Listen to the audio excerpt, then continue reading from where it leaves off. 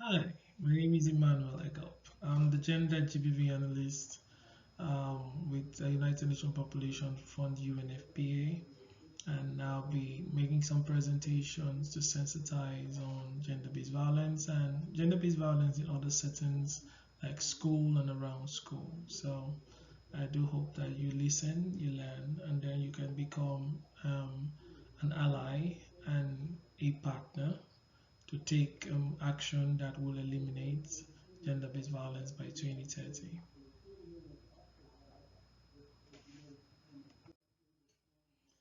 Yeah, what the concepts and what gender-based violence encompasses are seen in the concept that is listed here.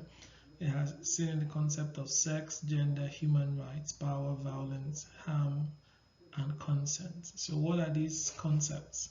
Not to waste your time, I just go to what they are. So, in understanding this concept, you're able to perfectly understand not just the definition, but the whole idea, what we call concept of gender-based violence. So, what is gender? You need to know what gender is and how does it differ from sex, because gender is has to do with socially ascribed differences, socially attributed differences, what the community, what your culture says about a male and what your culture says about a female. In some cultures, the women are the ones that go to the farm. In other cultures, the men are the ones that go to the farm. In some cultures, the women are the ones that go to the kitchen and the men never gets to the kitchen. So those are the ascribed roles we're talking about, and how those roles can perpetrate, can influence, can contribute to abuse. It's what is gender based. Then talking about sex, what is sex? And sex has to do with biological differences, what you're born with. A man has a penis, a woman has a vagina, a woman has a breast, a man doesn't have. It's the same thing for womb can give birth, a man cannot. That's sex. Now, culture differ from people to people, and that's why gender can change. Gender changes from one culture to another. The roles that is ascribed changes, but sex does not change because you're born with that. That's the very basic part of it, not to confuse you. It doesn't change. So then we talked about violence, the intentional use of physical force or power, threatened or actual against oneself, another person, or a group of or community, which either results in the likelihood of injury, death, psychological harm, maldevelopment, and deprivation. Now, that is a lot of grammar put together, but don't be confused. It's all about you being intentional in causing pain, in causing suffering, and it could be actual, that's physical, or intent or threatened. Threatened. I talk about the psychological impact of that action. Then what is informed consent? Consent. What is consent generally? It's about agreement. When you say I've given my consent, it means you've agreed. So what's the difference in informed consent? So when it's informed, that means you had an idea of all of the perspective, both the consequences, the advantages and disadvantages, and then you are able to say, okay, I will make this decision. And that becomes an informed consent. So how does that speak? And that's, oh, sorry, before I forget, we also talk about that in light of children. So um, children are underage, and because there is believed that mentally they are not very experienced and exposed, they can't make their own independent decision without their parents, so they cannot give you informed consent, and that's why a sex with an underage person below 18 is considered rape, whether the person consented or not. So you need to understand that. So it's based on the ability of the person to understand, because the person is assumed or perceived not to have a full grasp of the consequences of the person's action.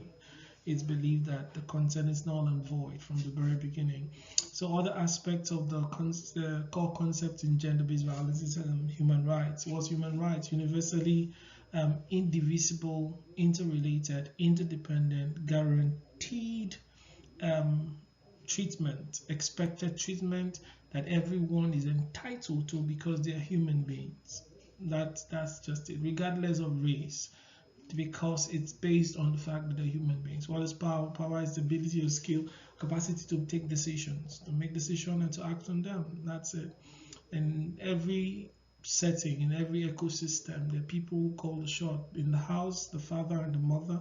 The father is seen as the head. In the school, the teacher is seen as the teacher and the student, the principal and the teacher. So every team or organizational unit, there is always someone who calls the shot. That person has a higher power. Now, this is very important for you to know, because when we talk about power, it's directly linked to gender-based violence, because most times when gender-based violence is perpetrated, it's always done by someone who has a higher power on someone who has a lower power. So that's how. So power is very central to that. By the time we're talking about definition, you will see what we're talking about. So what's gender-based violence? An umbrella term for any harmful act that is perpetrated against a person's will, that is based on socially ascribed gender differences between male and female. I'll proceed. So this talks about like the various aspects that came out of that informed consent. So obviously you can see all of those concepts we have defined based on gender relations, socially described roles.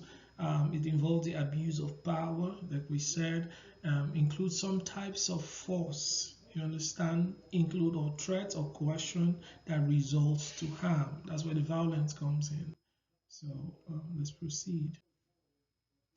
So again, talking about the definition. So we have that here, an umbrella term for any harmful act that is perpetrated against a person's will, that is based on socially ascribed differences between male and female. It includes acts that inflict physical, sexual, mental suffering, and the act can occur in public or in private. So there you have it. Summary definition of what that is. So talking about school-related gender-based violence, why are we talking about school, especially now? Um, because we know school has a very unique position in delivering quality education that is the right of every child. But the second point you can see on the slide, it's a very important part. They also serve as important resource for the development and dissemination of values of non-violence, cooperation, tolerance, respect, and not only among pupils and staff, but also beyond in the wider community. Of course, these children come from the community and they return back to the community.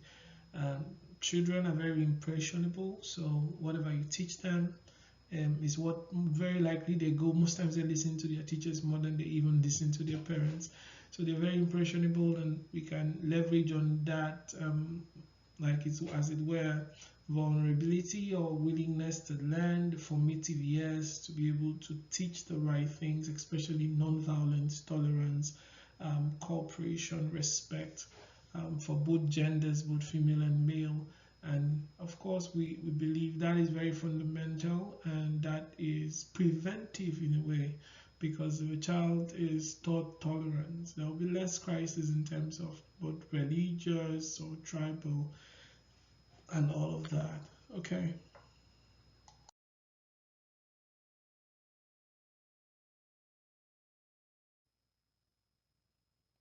So the question is, what is school-related gender-based violence? And very similarly to the gender-based violence definition we just had, the school-related gender-based violence is defined as the act or threat of sexual or physical, psychological violence occurring in and around school perpetrated as a result of gender norms and stereotypes and enforced by unequal power dynamics. We have talked about power, the ability to make decisions and also take action. So it's basically what is this acts and this abuse occur in and around school, and it is perpetrated by gender stereotypes, and you can understand what that is, because it's what pupils, the students, the adolescents learn from community, from home, that and even from their teachers, that they think that's normal, so they get to carry on that kind of behavior. Okay.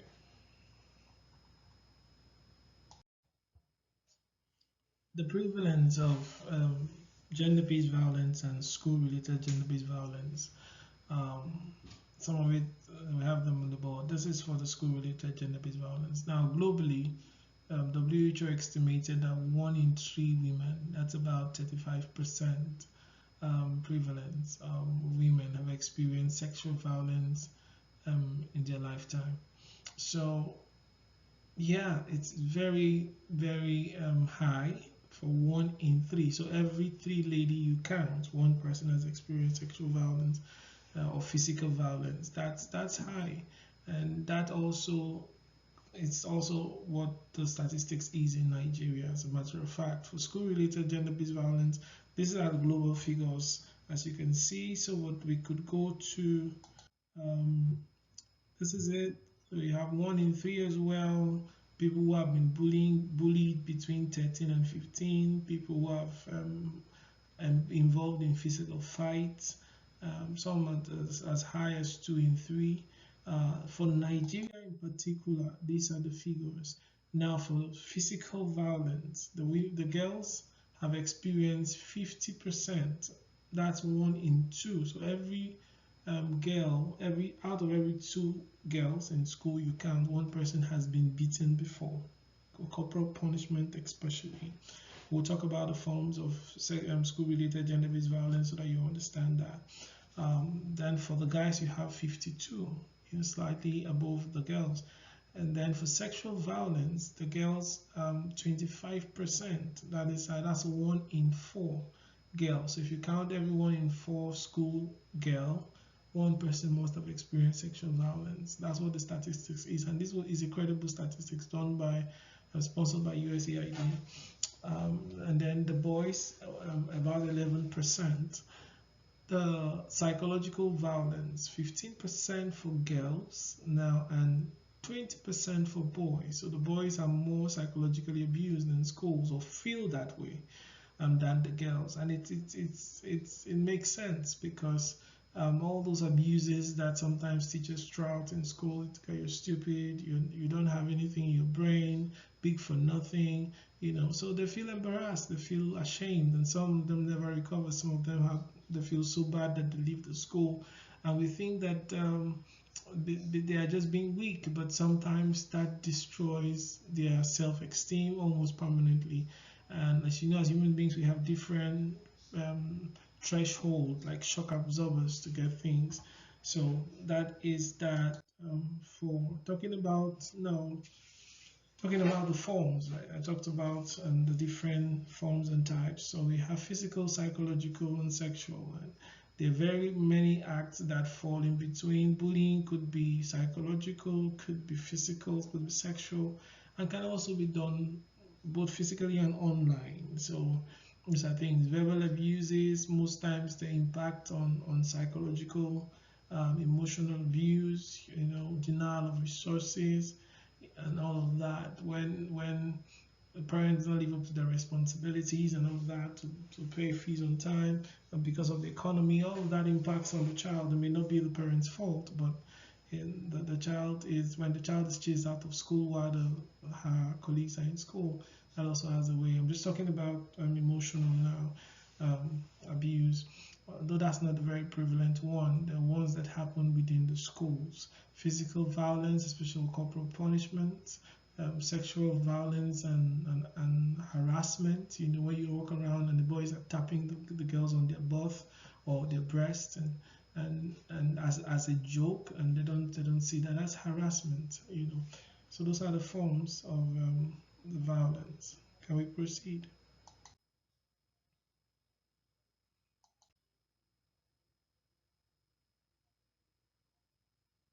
Okay, talking about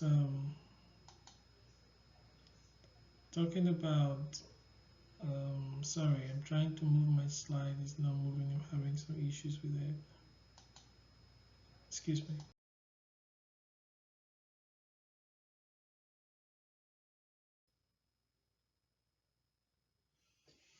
Okay, the consequences. The consequences are many. For school-related gender-based violence, they are characterized into 4 areas: the mental health, where you have things like anxiety, depression, anger or irritation, low self-esteem, self-harm, shame, obsession, loss of memory and all of that. So that has to do with the mental outcome. So abuses can set up some of this trend of events. People become very agitated. They are not comfortable in public or in closed spaces, and it's almost driving them paranoid because of those they're reliving those situations where those incidences took place. Physical and health, so that's another consequence. Of course, that's very obvious. And when an adolescent gets pregnant, and that impacts on every other thing. That's a physical one. Or there's a situation of injury in the act, or STIs, sexually transmitted diseases or infections. Those are all physical and health related consequences that can come from school related gender based violence, and also from gender based violence in the larger community. Then violent outcomes committed against others. So this the third consequence. Under this, you have bullying, you have bullying, carrying of weapons, conflict with the law. Now, these are as adolescents or as teenagers, this could get you in trouble. Of course, it interrupts your schooling. Um, it changes, it reduces your concentration in class or your attendance in school. All of these are consequences that can come as a result of school-related gender-based violence. People have dropped out of school because they are not comfortable, because they're being threatened, or they themselves have become outcast or suspended because of violence and violent behavior. And the last one is educational, of course, outcomes, the lack of concentration, feeling falling grades, you barely pass your exams and all of that. And some people never recover from that. They lose concentration, and that follows them all the way, and they become very unserious about school. So those are some of the consequences for this.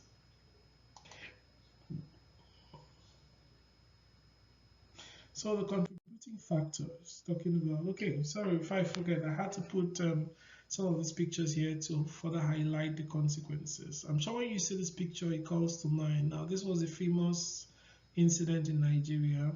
I'm sure the name will ring a bell. Omozua. That was in Uniben, the lady that went to read and then um, was raped and killed. Those are consequences, physical and health consequences to sexual violence. And she's not just the only person. Yeah, you have stories like this. The lady, Osinachi lady, that was being brutalized by her husband for long and never spoke up and never sought, and then she finally died, leaving her three children behind. And then you have a teenager that was raped in school and killed as well. So these consequences live with us every day. So with the adults, with the children, also with seniors. Like we have a case also in Benin where an 84-year-old man killed his 76-year-old wife for denying him sex, and macheted her. So all of these are consequences.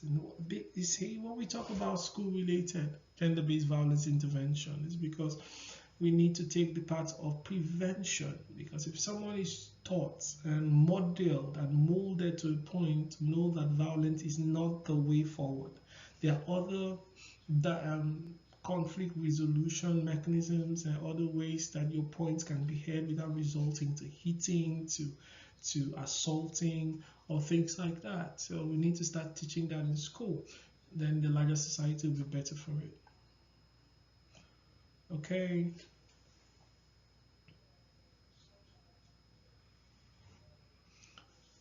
Talking about how the community can play a vital role. How can the community play a vital role?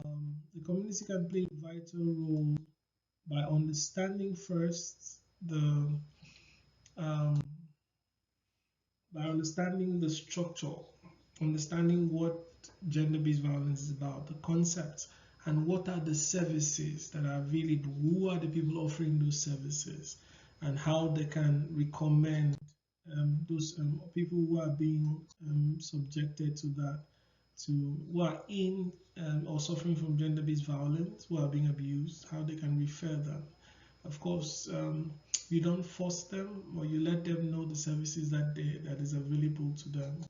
And in this case, we have this, of course, organizations that have been involved in very proactive initiative that have benefited a lot of survivors is the Federal and State Ministry of Human Affairs. And up on the board, on the slide, is the number 080-312-30651 of the Federal Ministry of Human Affairs. That's the hotline, and I think it's a toll-free line, so it's free for anyone that has a case that wants to be referred, that wants to report, or has someone that wishes to seek help. It's always good. I think that's where we all come in. We all are not GBV and gender experts, but we can play a role in prevention as well as risks and mitigation by referring and telling someone that you can actually seek help. That is help enough. So the people go on to seek help and their lives are better for it.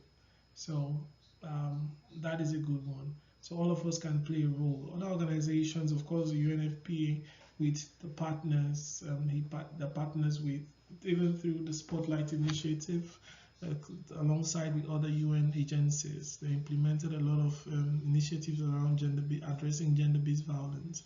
EMU's Children's Fund, the organizers of this event, are also actively addressing gender-based violence, especially in and around schools and then in communities. Other international organizations and local, like Care International, International Rescue Committee, the Norwegian Refugee Commission, and all of that, they're all people that have implemented very remarkable gender-based violence interventions.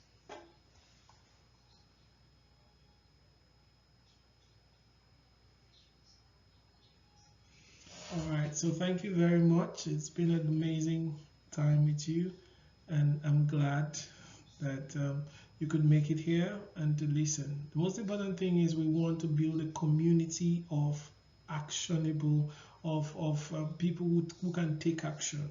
Don't turn a blind eye. Don't say it's not your business. Gender-based violence is your business. It can kill, it can deform, it can destabilize, it can reduce someone to nothing. And that person could be related to you, could be your sister, your brother, your mother, or the people's children that are exposed to those violence can also expose your children. It's a problem. It's a shadow pandemic, the way we called it during the COVID-19. So everybody's hand should be on deck, and let's see how we can address this scourge and make our society a better place. Play your role, and we are sure our children will meet a better world. Thank you very much, and have a wonderful day. Thank you.